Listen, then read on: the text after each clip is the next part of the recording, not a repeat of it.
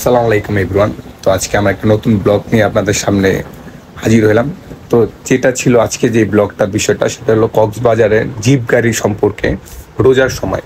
তো আমরা সবাই মিলে একটা রেডি করে ফেলেছি চাঁদের গাড়ি। তো আজকে পুরো কক্সবাজারটা ট্যুর দিব, পুরো সারাদিনের জন্য ট্যুর দিব। সেই লাস্ট মার্কেট করা লাগতে আছে ভাই, একবারে কক্সবাজারটা পুরো একবার ট্যুর দিয়ে দিব। তো আর কি জিপ গাড়ি বলতে চাঁদের গাড়ি যেটা আর কি বুঝেন। তো সেটা আমরা রোজার সময় আমাদের প্ল্যান ছিল যে কম টাকায় আমরা কক্সবাজার ঘুরবো। তো কোন সময় ঘোরা যায় আর কি, সেটার সময় হলো রোজার সময়। মাত্র 1500 টাকা এই জিপ গাড়িটা আমরা ভাড়া নিছি, এই 12টা থেকে 4টা পর্যন্ত এই টাইমের জন্য আর কি। তো দেখতে থাকেন।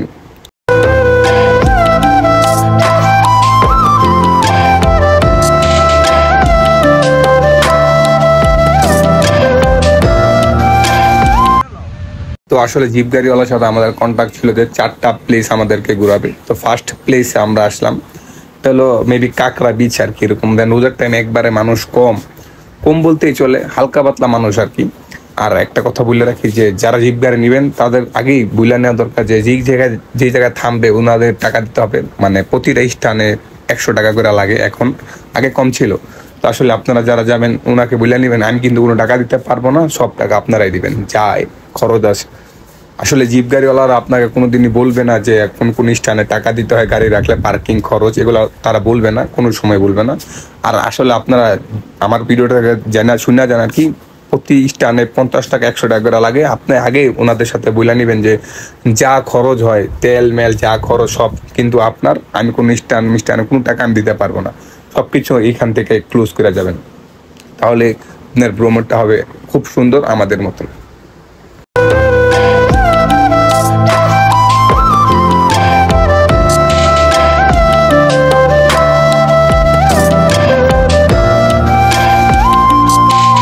কক্সবাজার কথা আর কি আর বলবো, কক্সবাজারটা কত একটা সুন্দর দেখেন।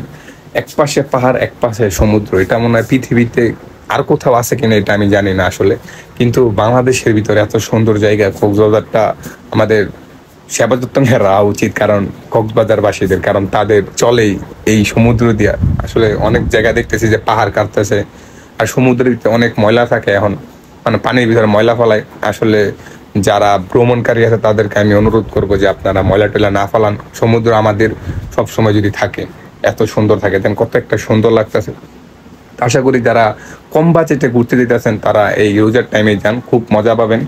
একবারে কম টাকায় জিপ গাড়ি দিয়ে ঘুরতে পারবেন। দেখেন একটা মানুষ নাই জিপ গাড়ি, দেখেন রোজার সময় কোনো মানুষই থাকে না, মাত্র অল্প হাত যারা আর কি লোকাল মানুষ বলতে ইশাকার তারাই থাকে বেশি, একবার কম মানুষ থাকে এখন বর্তমানে।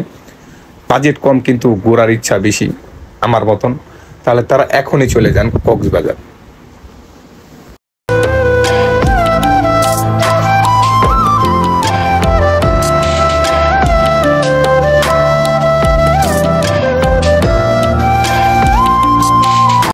তো আপনারা যারা আর কিছু জানতে চান ডিটেল সম্পর্কে রোজার সময়, সবাই কমেন্টে আমাকে জানাবেন, আমি সবাইকে বলে দেবো। সবাইকে গুড বাই, দেখা হবে নেক্সট কোনো ব্লগে।